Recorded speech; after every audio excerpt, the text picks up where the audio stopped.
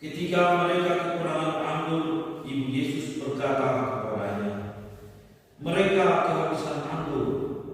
Kata Yesus kepadanya, "Mau apakah engkau padaku itu? Saatku belum tiba."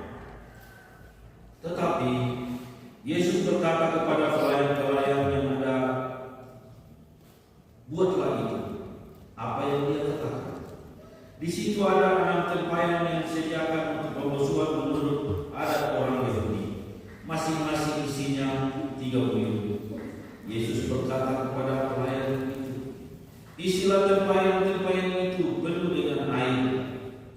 Dan mereka pun mengisinya sampai penuh. Lalu kata Yesus kepada mereka, "Sekarang cedoklah dan bawalah kepada pemimpin pesta."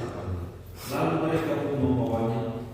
Setelah pemimpin pesta itu mengecap air yang telah menjadi anggur itu, dan ia tidak tahu dari mana datangnya, tetapi pelayan-pelayan yang mengambil air itu mengetahuinya, ia memanggil mempelai laki-laki dan berkata kepadanya, "Setiap orang menghidangkan anggur yang baik dahulu, sesudah orang puas minum barulah yang kurang baik.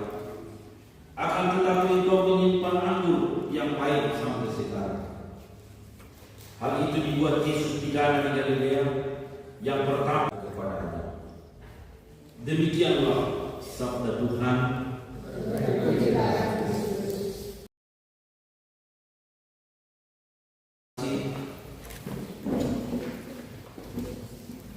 Setiap kali kita mengikuti keberkatan perkawinan, Ini surat Efesus itu terkenal namanya mada kasih, bahwa rumus orang menikah, rumus orang kawin itu artinya dasarnya memang mau saling mengasihi dan saling menghormati.